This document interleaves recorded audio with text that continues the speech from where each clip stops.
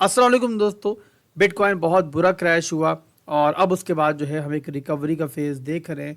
Bitcoin आपके सामने है कि लगभग यहाँ पर जो इसने लो लगाया था इस टाइम उससे तकरीबन यहाँ पे 13% ऊपर चल रहा है। तो बिटकॉइन की हद तक बहरहाल मार्केट जो है काफ़ी हद तक रिकवर हो चुकी है, बट इसी के मुकाबले पे अगर आप लोग देखते हो ओल्ड कॉइन्स को, कि जहाँ पर आपको दिख तो रहा है कि बिटकॉइन के साथ जो है ओल्ड कॉइन्स भी रिकवर हुए हैं और काफ़ी सारे ओल्ड कॉइन्स जो है इस टाइम आपको 10%, 20%, 30% ऊपर दिख रहे हैं।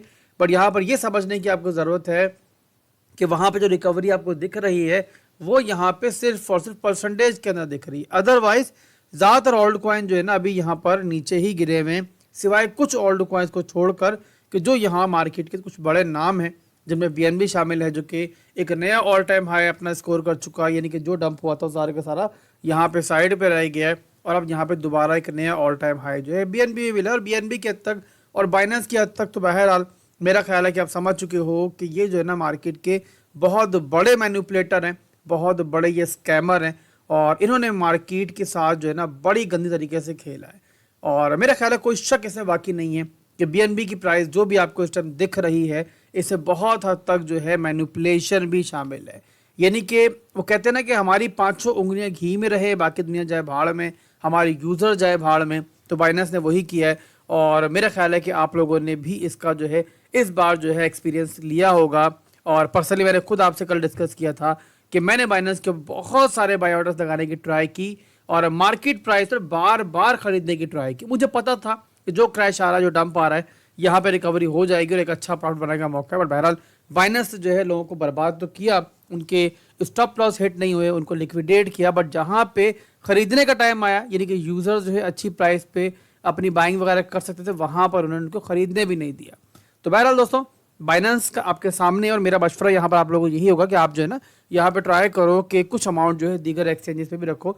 और बिटगेट जो है मेरी तरफ से रिकमेंडेशन है, आप उसको देख सकते हो। अगर आप चाहते हो मेरे अकाउंट से रेफरल से अकाउंट बनाना तो आप बना सकते हो, वीडियो के डिस्क्रिप्शन में आपको मेरा रेफरल मिलेगा। और अगर आप मेरे रेफरल से अकाउंट बनाते हो तो उसके बाद जो है ना आपको हमारे प्रीमियम ग्रुप के अंदर भी जो है फ्री में एडमिशन मिल जाएगा। तो आप चाहो तो अकाउंट बनाओ। बिटगेट के ऊपर मेरी जो 2 बाइंग्स थी वो फौरी हिट हुई हैं और बाइंग हुई है। आप लोगों को कल मैंने दिखाया भी था लाइव। तो पर्सनली मैं यहाँ पे बिटगेट को इसलिए नहीं आपको बता रहा कि यहाँ पर भाई मेरा कोई रेफरल उसके थ्रू, मगर यहाँ मैं बताना इसलिए चाह रहा हूँ आपको कि मैंने खुद एक्सपीरियंस किया है कल के दिन के अंदर कि बाइनेंस से धोखा दिया और बिटगेट ने जो है हमारा साथ दिया। अब बाकी एक्सचेंजेस भी अच्छी हैं, इसके अलावा बिटगेट के अलावा बाकी एक्सचेंजेस ने भी जो है मेरा ख्याल है कि बाइंग वगैरह के अंदर रुकावट नहीं डाली होगी। बट बाइनेंस के हद तक बहरहाल जो है ना मुझे बड़ी मायूसी हुई है और मुझे ना यकीन हो चुका है कि भाई ये मार्केट के जो है बहुत बड़े मैनिपुलेटर हैं। एनीवेज यहाँ पे चलते हैं कुछ अपडेट्स की तरफ। और पहली अपडेट यहाँ पर जो है हमारे पास ट्रम्प की तरफ से है, जिस बंदे ने ये सारा तमाशा लगाया, बल्कि हम यूँ कह सकते हैं कि सारा तमाशा लगाने के लिए एक रीज़न पेश किया। अदरवाइज इससे पहले मैंने डिस्कस किया आप लोगों से कि टैरिफ जो है पहली बार नहीं लग रहा और ट्रम्प यहाँ बकवास जो है पहली बार नहीं कर रहा। ये जो बकवास है इसकी ये पहले की तरह ही थी, बट इस बार बहरहाल यहाँ पे मार्केट मेकर्स ने, मैनिपुलेटर्स ने इसको इस्तेमाल किया और तारीख की एक बदतरीन सबसे बड़ी लिक्विडेशन जो है हमें दी। तो यहाँ पे कुछ दिन के बाद ही, बल्कि कहेंगे कि यहाँ पे 24 से 48 घंटे के अंदर ही ट्रम्प को होश आया दोबारा से। जिस तरीके से एक वक्त में कराची में आप रहते हो तो जानते हो कि हमारे पास भी एक ऐसे पॉलिटिशियन थे जो रात में कुछ बात करते थे और सुबह जब उनको होश आता था उठते थे तो कोई और बात कर रहे होते। तो वैसे ट्रम्प भी है, ये भी यहाँ पे एक दिन कुछ बात करता है रात में, अगले दिन कुछ बात करता है और वही इसने अभी भी किया है। पहले इसने बोला कि मैं 100% टैरिफ जो है लगाऊंगा चाइना के ऊपर, अब भाई साहब बोल रहे हैं कि भाई यहाँ पे चाइना के बारे में फिक्रमंद मत हो और यहाँ पर जो है ना बीजिंग और हमारे दरमियान जो है ना यहाँ पे कुछ तय पा जाएगा और चाइना को जो है ना मैं संभाल लूंगा, चाइना वाले ही परेशान ना हो, बाकी दुनिया ही परेशान ना हो। तो बहरहाल इसके जानने वालों ने बड़ी बड़ी शॉर्ट पोजीशंस जो है ओपन की थी, बात खुल भी रही है भी आहिस्ता आहिस्ता। और उसके बाद जो है अब यहाँ पे मेरे ख्याल लॉन्ग के अंदर ये पैसा बनाना चाह रहा है और इसीलिए आपको मार्केट थोड़ी सी रिकवरी करते हुए दिख रही है। तो एक फंडामेंटल अपडेट है। इसके अलावा यहाँ पे अगर मज़ीद देखें तो जैसे हमने डिस्कस किया अभी कि बाइनेंस जो है एक बड़ा मैनिपुलेटर बन के मार्केट का सामने आया है और इसके बारे में भी एक अपडेट है। बाइनेंस के बारे में भी एक अपडेट है कि वो भी यहाँ पर अपने यूज़र्स को ये कह रहा है कि अगर आपका हमारी वजह से लॉस हुआ है तो आप जरा अपने लॉस जो है वो क्लेम कर सकते हैं। अब यहाँ पे 1000 बंदे क्लेम करेंगे तो ये 4 बंदों को कंपनसेट करेंगे और कह देंगे कि भाई हमारी ऐप की वजह से, हमारी एक्सचेंज की वजह से जिनका लॉस हुआ है हमने उनको कंपनसेट कर दिया, उनका नुकसान पूरा कर दिया। पर यहाँ पे असल हकीकत ये है कि 95% लोग जो है यहाँ पे कोई कंपनसेशन हासिल नहीं कर पाएंगे और वो जो है ना उस रात में अभी तमाम जमा पूंजी से हाथ धो बैठे। तो यहाँ पे भाई बाइनेंस भी और इस जैसे एक दो और एक्सचेंजेस भी जो हैं यहाँ पे अपने दामन को धोने की ट्राई कर रही हैं, बट मैं समझता हूँ कि सच जो है यहाँ पे नहीं छुपेगा और आज नहीं तो कुछ अर्से के बाद जो है ये सच ज़रूर सामने आएगा किस तरीके से इन लोगों ने जो है लोगों के साथ जो है गलत किया और बहती गंगा में हाथ धोए। इसके अलावा कल मैंने एक और चीज़ भी आपसे डिस्कस की थी कि जो लिक्विडेशंस का एक्चुअल नंबर है ना वो आपको नहीं बताया जा रहा है। जो 19 to 20 बिलियन डॉलर का जो नंबर आपको दिखाया जा रहा है बताया जा रहा है वो सच नहीं है और मेरे अंदाजे से नंबर जो है इससे कहीं बड़ा है और वही इस आर्टिकल में भी बताया गया है। ऑन चेन एनालिसिस जो किए गए हैं उसके मुताबिक जो नंबर है वो 20 बिलियन डॉलर से कहीं ज़्यादा हो सकता है।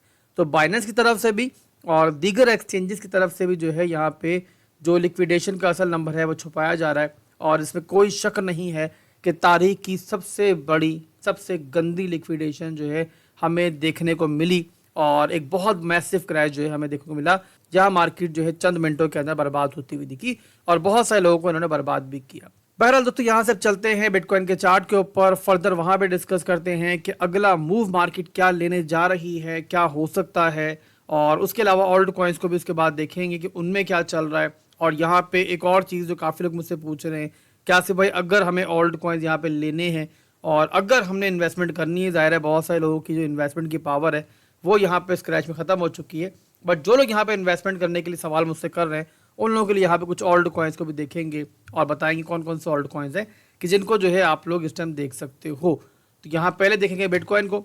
अब ये यहाँ पर जो है ना आप ये विक देखो और इसमें देखो किस तरीके से जो है मार्केट की लिक्विडिटी जो है उड़ाई गई है और यहाँ पे एक सिंगल कैंडल के अंदर आप देखो ना यहाँ पे तो लगभग यहाँ पे तकरीबन 16 से 17% का डंप आया है और इसके बाद जो है हमें 1,00,000 1,02,000 का जो है लो मिला है। बट यहाँ पे रिकवरी के बाद क्लोजिंग आप देखो तो आपको ये दिखता है कि बिटकॉइन ने यहाँ पर अपनी सपोर्ट जो है वो लूज नहीं की है।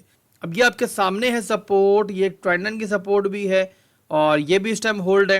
ये आपके सामने है बिटकॉइन की हद तक बता रहा हूँ मैं आपको कि यहाँ पर जो क्रैश आया जो डंप आया उसके बाद जो है बिटकॉइन अपनी सपोर्ट पर दोबारा मौजूद है और अब यहाँ पे क्या हो रहा है कि बिटकॉइन यहाँ पर जो है रिकवर हो रहा है इसी सपोर्ट से। तो ये सारी की सारी जो विक थी ना ये सारी की सारी जस्ट मैनिपुलेशन थी और इसके अलावा जो है इस विक का अब यहाँ पे कोई भी नाम जो है हम नहीं ले सकते।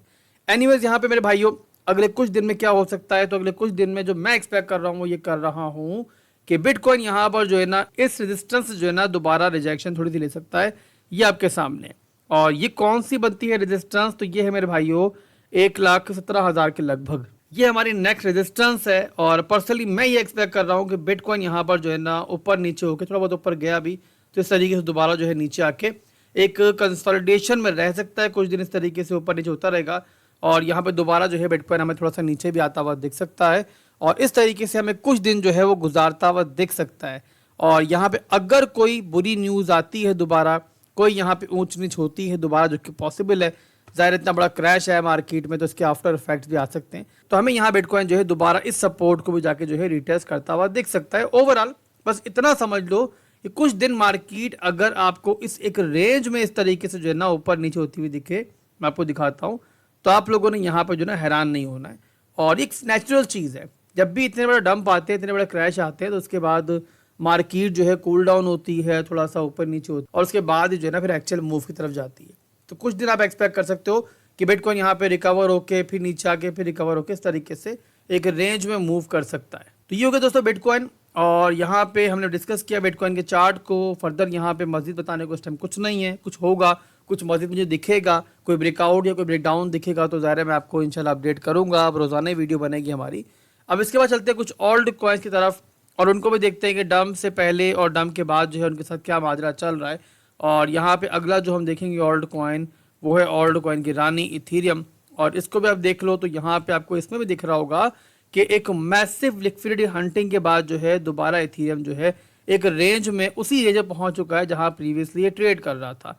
तो ये अगर आप देखो ना तो आपको दिखेगा इथीरियम के अंदर कि ये जो है ना एक तरह से एक बुल फ्लैग के अंदर ट्रेड कर रहा है। आप लोग आधा अधूरा सा इसे एक बुल फ्लैग कह सकते हो। तो मैं पर्सनली दोस्तों ये एक्सपेक्ट कर रहा हूँ कि इथीरियम भी यहाँ पे बिटकॉइन के साथ जो है ना थोड़ा बहुत इस तरीके से इसी एक जो रेंज है जो आपने ड्रॉ की हुई मैंने इसमें जो है कंसोलिडेट कर सकता है और उसके बाद मैं पर्सनली एक्सपेक्ट कर रहा हूँ कि हमें यहाँ पर जो है ना कमिंग डेज में इथीरियम में एक और मजीद भी जो है ब्रेकआउट देखने को मिल सकता है। तो इथीरियम यहाँ पे मेरे भाइयों दोबारा जो है आपको इंशाल्लाह वो जो उम्मीद है कि ऊपर जाता हुआ दिखेगा। तो उससे पहले अगर इथीरियम में अपॉर्चुनिटी मिली दोबारा तो आपको गाइड कर दूंगा, ताकि जो लोग यहाँ पे बाइंग वगैरह करना चाहें इथीरियम के अंदर तो वो कर सकते हैं।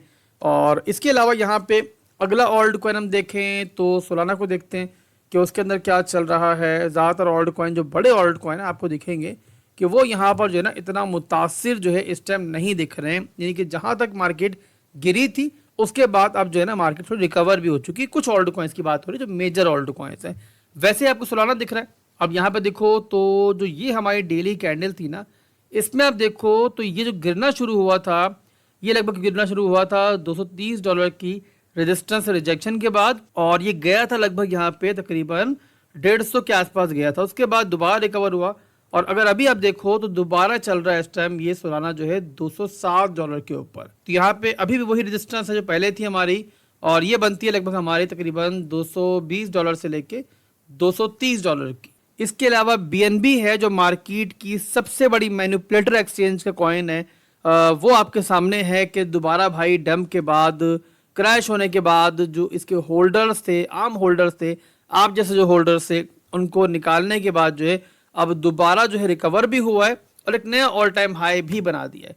तो यहाँ पे बड़ी ज़बरदस्त तरीके से इस क्रैश को बहाना बना के इसकी आड़ में इन्होंने वीक हैंड से अपने BNB वापस लिए और जो इनके स्ट्रॉन्ग हैंड्स हैं उनके हाथ में दे दिए, ताकि आगे चल के जो है ना टॉप पे यही लोग जो है एग्जिट कर पाए और वहां पर जो है फिर आपको BNB बेच पाए। एनीवेज यहाँ पे इतना आप लोगों को समझ में आ रही होगी मेरी बात को सुन के और इन चार्ट्स को देख के कि भाई जो बड़े ऑल्ट कॉइन्स थे ना वो यहाँ पे डंप ज़रूर हुए, बर्बादी की तस्वीर ज़रूर बने, पर उसके बाद जो है काफ़ी तक रिकवर हो चुके हैं। तो अगर आप लोग यहाँ पे ऑल्ट कॉइन्स खरीदना चाह रहे हो ना तो खरीद सकते हो, स्पॉट में बाइंग कर सकते हो, बट ट्राई करो कि जो बड़े ऑल्ट कॉइन्स हैं, जो अच्छे ऑल्ट कॉइन्स हैं, उनके अंदर जो है पार्ट्स में बाइंग करो। या फिर अगर आप लोग मीडियम कैप ऑल्ट कॉइन्स के अंदर भी जाना चाह रहे हो ना तो ट्राई करो उन ऑल्ट कॉइन्स को चुनो कि जिनके बारे में इन दिनों के दरमियान जो है खास तौर पे जो CZ है वो एक्यूमुलेट कर रहा है। मैं आपसे अगली वीडियो के अंदर डिस्कस भी करूँगा कि इस टाइम CZ जो है कि इन ऑल्ट कॉइन्स के बारे में काफ़ी बात भी कर रहा है और परचेजिंग भी कर रहा है, काफ़ी एक्टिव इस टाइम में हुआ है। या फिर उन ऑल्ट कॉइन्स की तरफ जाओ कि जो बड़ी ज़बरदस्त तरीके से आपको इस डंप के बाद रिकवर होते हुए दिखे, और चाहे छोटे कॉइन्स थे बट अच्छा रिकवरी इन्होंने की है। मैं ट्राई करूंगा इंशाल्लाह नेक्स्ट वीडियो के अंदर जो है ना आपको प्रॉपर एक लिस्ट बना के दे दी जाए कैटेगरी वाइज, ताकि जो है आप उनको देख सको। ओवरऑल आसान जुबान में इतना समझ लो बस सिस्टम आप लोग कि देखो मार्केट का जो है ना एक रीसेट बटन दबाए, मार्केट खत्म नहीं हो गई है और यहाँ बियर मार्केट अभी फिलहाल के लिए ऐसी कोई इंडिकेशन नहीं कि स्टार्ट हो गई है। तो यहाँ पे परेशानी की ज़्यादा ज़रूरत नहीं है। अगर आप लोग इस टाइम लॉस के अंदर भी हो और अच्छे ऑल्ट कॉइन्स होल्ड कर रहे हो, थोड़ा सा जो है ना अपनी टेंशन को कम करो। हाँ ये ज़रूर है कि जो लेवरेज ट्रेडर्स हैं ज़रा वो बर्बाद हुए हैं, इस डंप के अंदर क्रैश हुए हैं, लिक्विडेट भी हुए होंगे काफ़ी सारे लोग, और ज़रा उनकी तमाम जमा पूंजी जो है उड़ चुकी होगी। तो उन लोगों के लिए यहाँ पे इतना ही मैं कहूँगा भाई कि आप लोगों के लिए दुआ करूँ कि आप जो है ना रिकवरी कर लो। कि जब मैं इस मार्केट में नया नया आया था ना, बहुत पुराना मैं इस मार्केट के अंदर, तो हमने भी शुरू में जो है बड़े बड़े लॉस किए हैं। कई बार ऐसा हुआ कि हमने जो मार्केट में लगाया सब उड़ गया, कई बार ऐसा हुआ कि हम जो है मायूस भी हुए, बट इसी मार्केट से अल्हम्दुलिल्लाह जो है फिर हमने पैसा बनाया भी और रिकवरी भी की। तो आपको मैं इतना ज़रूर कहूँगा कि हिम्मत मत हारो, और यही मार्केट मुझे उम्मीद है कि इंशाल्लाह जो है ना आपको रिकवरी करके देगी। अगर आप लोगों ने सीखा, प्रॉपर रिस्क मैनेजमेंट सीखी। रिस्क मैनेजमेंट के बगैर कोई इन्वेस्टमेंट नहीं होती है, कोई ट्रेडिंग नहीं होती है। ये एक जुआ नहीं है, ये एक कारोबार की तरह है जहाँ पे आपको सोच समझ के ही जाना होता है आगे, और कोई फाइनेंशियल एडवाइस नहीं है। बट मैं इतना कहूँगा कि भाई ट्रस्ट जो है ना आप लोग फाइनेंशियल मार्केट्स पे लूज मत करो। मुश्किल रात थी, मुश्किल दिन है आप लोगों के लिए, बड़े दिन भी गुजर जाएंगे इंशाल्लाह। तो अभी के लिए दोस्तों बस इतना ही था, और फिर मिलते हैं इंशाल्लाह कल एक नई वीडियो के साथ। दुआ में याद रखिएगा। आपका दोस्त, आपका भाई आपके साथ मुखातिब था, दिल की बातें भी की हमने और मार्केट को एनालाइज भी किया। उम्मीद करता हूँ वीडियो पसंद आई होगी। वीडियो पसंद आई है तो लाइक ठोको, कमेंट करो। अल्लाह हाफिज़।